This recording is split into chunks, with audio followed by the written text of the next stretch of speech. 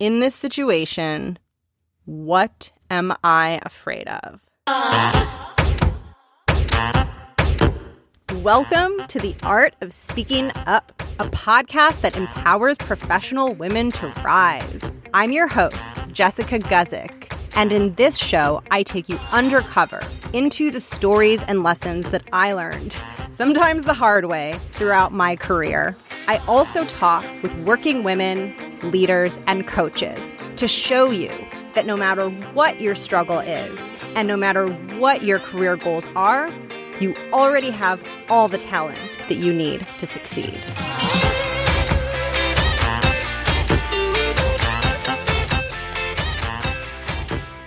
Welcome to the show. Today, I'm talking about something that is an area that I have really struggled with. And to be honest with you, I don't know a single woman, and I can't think of a single woman that I know who has not struggled with excessive niceness in some way, shape, or form.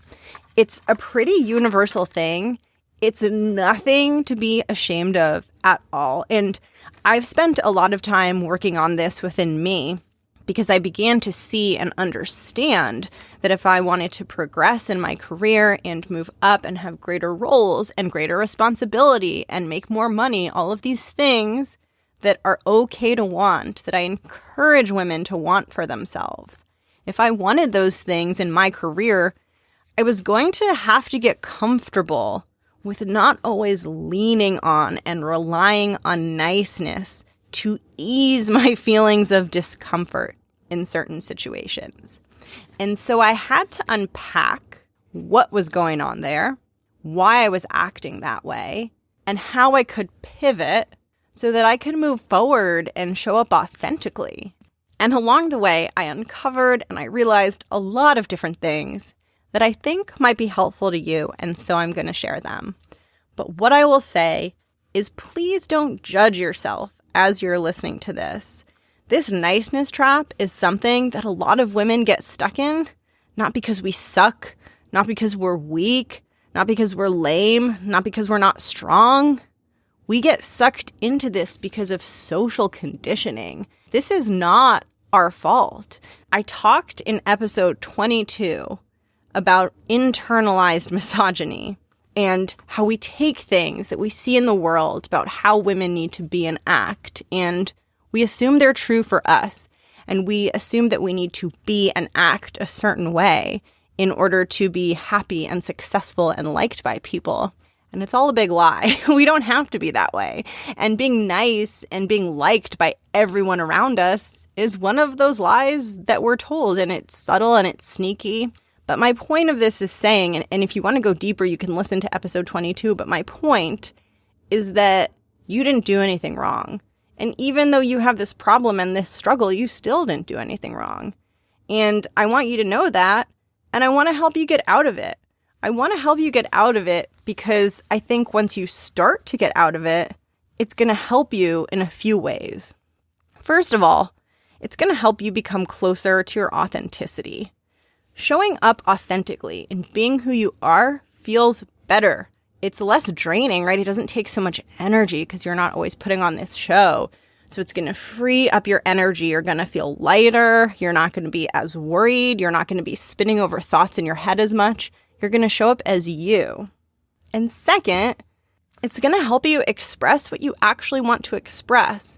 When you're able to let go of the niceness, you can move forward, and in situations where you do want to disagree, or you do want to engage in a healthy debate, or you do want to push back against something you don't agree with, in those situations, you will be able to do that. And it doesn't have to feel so deeply uncomfortable. And now I want to start this with a little bit of a mind bender, like a little bit of a question that might help get you thinking on this pattern of excessive niceness. And that is whether you consider yourself to be a mean person. Now, I'm going to guess that the answer to that is no. You probably don't consider yourself to be a mean person. And in fact, I would venture to say, at your core, you're a good person. You have a good heart. You care about doing the right things. You are not an evil person. So when you think about getting stuck in excessive niceness, it's not that you're shying away from your true evil core and pretending to be nice. It's that you're taking the niceness, you're dialing it up to this extreme level. And rather than show up as your authentic self who is nice and who does have a big heart and who does care about the people around you, you're amping it up to these crazy amounts that aren't true to who you are. So I just want you to remember that you are a nice person, right? So this isn't about becoming mean. This is about coming into your authenticity. This is about showing up with a niceness that is real and a niceness that allows you to have some depth. You can disagree and still be nice. You can say, I don't want to do that and still be nice. You can say, I'm not sure that's a good idea and still be nice, right? So when we talk about niceness, we're not talking about like the true niceness that makes you a good person. We're talking about all this extra stuff that we do to make the people around us happy, to try to force them into liking us. We're talking about that. That's the stuff that we want to get rid of. You still get to be a good person. You still get to hold on to your values and show up as someone who is a positive force in the workplace and in your life, but who's not leaning on agreeing with everything and always saying yes in doing things just because you're afraid if you don't do them, people aren't going to like you. So I wanted to clear that up and just help you see that you can be nice and you can also strip down your excessive niceness to reveal authenticity, which can encompass niceness and it can encompass having a big heart and it can encompass disagreeing and speaking your truth when the time is right. Now, in order to get to the root cause of this excessive niceness and of this urge to please, it can be helpful to step back and examine why it's happening, why you're doing it. And one of the things that often we're trying to do when we're projecting this niceness and agreeing with everything is we're trying to be liked. We want people to like us, and we especially don't want them to dislike us.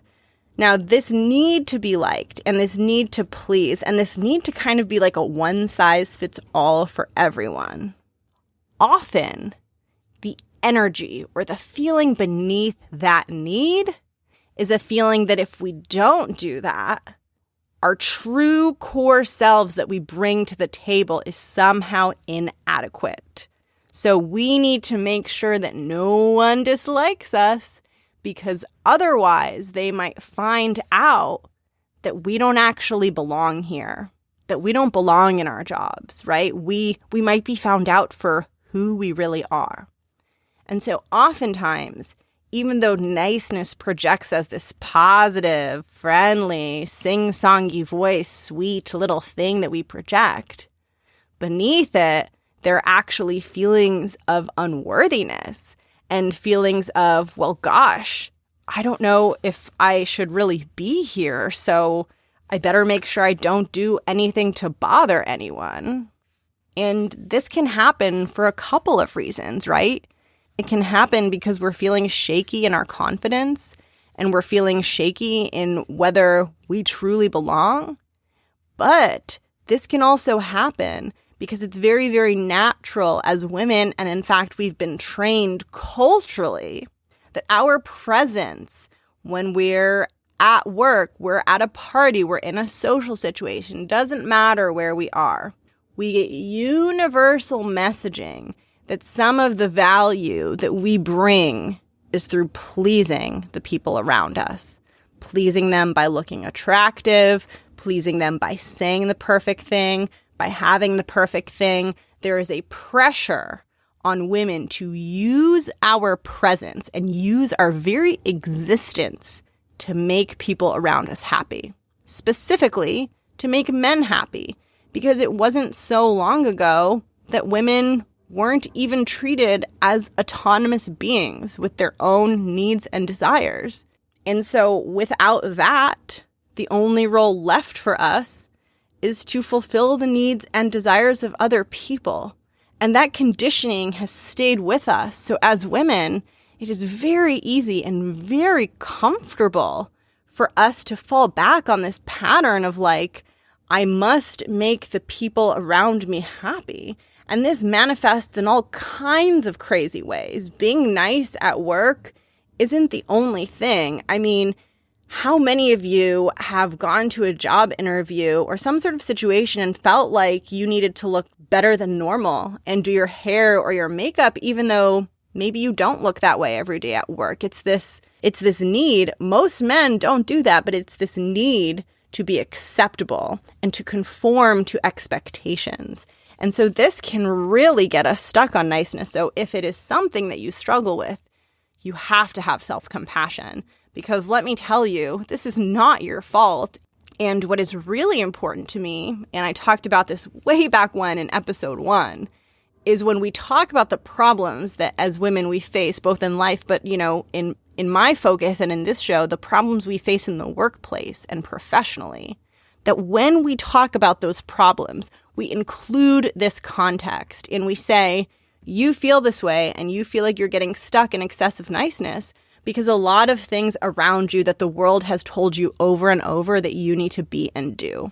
Because when we don't do that, when we don't say, hey, this isn't your fault that this is hard, we perpetuate this cycle where we make women feel worse for having this problem. And it's like, oh man, I suck. Like I have this problem and I'm doing it to myself. I'm being such a loser. I can't get out of my niceness. I'm so weak. No. You didn't do anything, right? You and me and this show exists because we're trying to undo some of the bad stuff that's been done to us. So I don't think there are any men listening to this show. But if there are, please take note of that when you give feedback to women and make sure you're understanding if something that you're criticizing is truly the problem, or maybe there's a broader problem and you're actually projecting it onto them. Anyway, I can't go any further in this direction because it'll quickly turn into a feminist rant. But remember this struggle is not your fault and it's normal. And as women, we're all in this together. So let's help lift each other out of it. Okay, so if we're falling into this niceness because A, the world pressures women to do this, and B, we're afraid we don't belong at work, so we're using the niceness to cover up, how do we move forward? And this is where I'm going to nudge you to do a deeper inquiry, and only you can do this. And I want you to get into very sleuthy, very detective-y mode, and I want you to start paying very close attention to what specific situations at work make your excessive niceness flare up. Like, when does that dial get turned to the max, like cranked all the way up and you're being so nice and so people-pleasing? Notice what environments make it come out more intensely. Notice if there are specific people that make it come out more intensely. And once you notice your own patterning, when you can figure out your patterning, that is gold. That is gold for figuring out how to move forward, because your patterning will reveal to you a layer of beliefs that you didn't even know you had. So you pay attention to the situations that really trigger it, and then you stop and ask yourself what's going on. So let me give you a real life example from me. And then I really encourage you to just go out and try this on your own. So when I paid attention to my niceness, I noticed many different situations that would cause it to just flare up like crazy. But one of them, which I think is really useful for this example, is I noticed that I was very, very, very nice around junior people that I had some influence over because I'm more senior than them in the workplace. Okay, great. Now, once I notice this pattern that I have a specific tendency around a specific type of person, a person who is on my team who's more junior than me, this excessive niceness, not authentic niceness, because I am authentically nice, excessive, then I stop and ask myself, what is going on here? And when you do this inquiry, there's a way that you can phrase this question that can really help you get to the bottom of it. And the way that you can phrase this question is to say, in this situation, what am I afraid of? So I'll say it one more time. in this situation, what am I afraid of? So I get quiet and I get really honest with myself. And I say, for me, wow, in this situation, I'm really afraid of my team members not liking me. I'm really afraid that they'll think I'm a micromanager. I'm afraid that they'll think I'm mean. And if I get really honest with myself, like really real, like real talk, we're getting really real here, I'm afraid they'll think I'm a bitch. Okay, now let me explain something to you all who are listening. I'm not. I'm a nice person. I am so far away from that horrible, horrible word that I hate. That word, that's not me. That's not my word. That's a word that us women are told that we need to be afraid of being labeled as, right? This goes a little bit back to the feminist rant, but at the root of my fear of not being liked is a deep, irrational fear because women in the world that we're in get very punished. And there's a lot of social punishment when we get angry or when we're not nice. And I think I talked about this in episode 16, I think it was. As women, it can be really risky for us to express this full range of emotion. And when women express anger in any kind of situation, a lot of times the world that we live in says, oh, she's a bitch. And so I have this fear. For me, it comes back to this personal fear that my team's going to see me as a micromanager, and this more global, socially, culturally driven fear that I've adopted, that I might be a bitch. And none of this is true. And here's why there's value in asking the question of what am I afraid of here, and really digging deep and bringing that out. Because once I know that, it has less power over me because I'm aware that it's there. I'm aware that I'm operating on this fear of being a mean woman. And I'm also aware that I might have some personal hangups and insecurities about being perceived as a micromanager or being difficult. And I can ask myself, I can say, is there a way for me to not always be the nicest manager in the whole world and still be loved by my team and adored, and not in a fake way, but in a way of like, they see me for who I am, which is that like I care about them. And even if I have to say like, oh, this piece of work needs more work, that's not going to sever the relationship, right? So it allows me to go down a line of questioning where I can understand how I can be a truthful manager, a transparent manager, and still have deep respect and compassion for my team members. And this is so powerful. It takes us women, it takes me, and anyone else can adopt this. It takes us out of this line of thinking that we are one-dimensional and we are either nice or we are a bitch. And there's nothing in between that. Because the truth of the matter is, who we are as a human, our values and how we show up and what we care about, that's not going to change no matter what kind of message we have to deliver to someone. So if we have to tell someone something that feels like pushing back or feels like quote unquote not nice, we can say it, we can be truthful, and we can still honor our values and show up as who we want to show up as, right? So let's not fall down the trap that says that there's only one way to be a good person, and that way is by never doing anything that could be remotely controversial. Because that is a lie. That is a lie that will keep us small.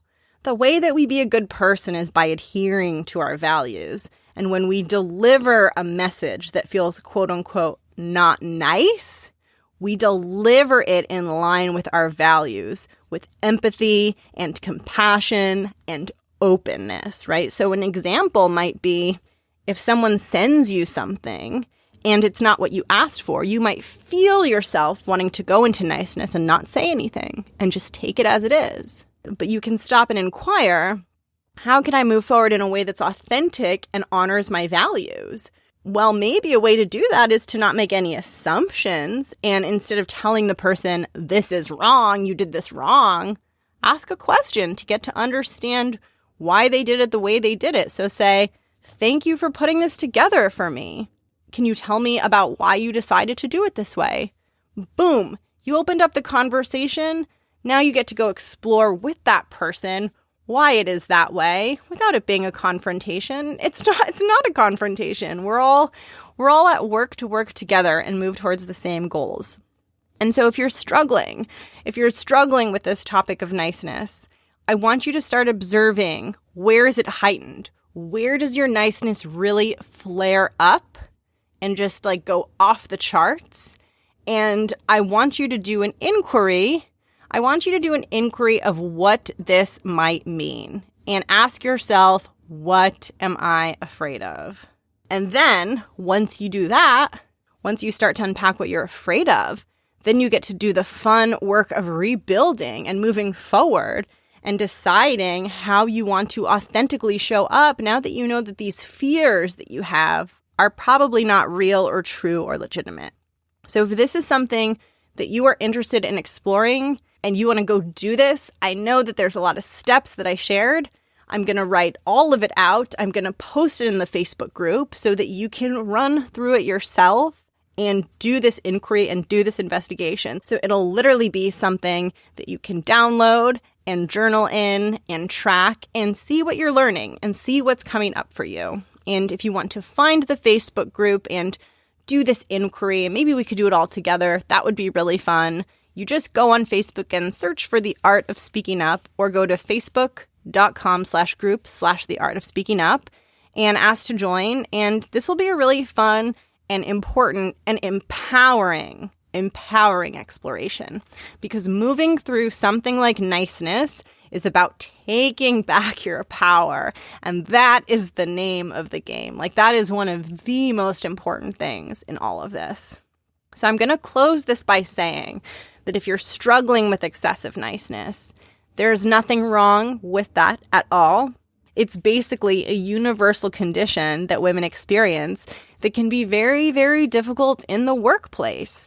And if you want to go deeper on this topic or hear more on this topic from a very different angle, check out my episode with Vicky Joseph, because she is a coach and all she does, her sole focus of her work, is helping women who are way too nice, helping them to speak up and assert boundaries. And in that conversation, I asked her how she works with her clients and how she helps them work through this. And we actually did a mini role play exercise where she gave examples of how to be more assertive at work and how to push back in certain work situations. So it was a great conversation. It was so fun. If you haven't listened to it, check it out. And with that, I wanted to thank you for listening to the show. I am so happy to have you. Your support means the world to me. And to those of you who have reached out and DM'd me and sent me the kindest things, thank you so, so much. If your heart is having a moment of, I like this show, how can I help? Give me a rating in the iTunes store, preferably a good one. It'll make my day. And with that, it is time for me to sign off. And I'm super excited to catch you in the next episode. And just remember that you're allowed to show up as who you are. And please give yourself permission to do that. All right, I'll catch you soon. Bye.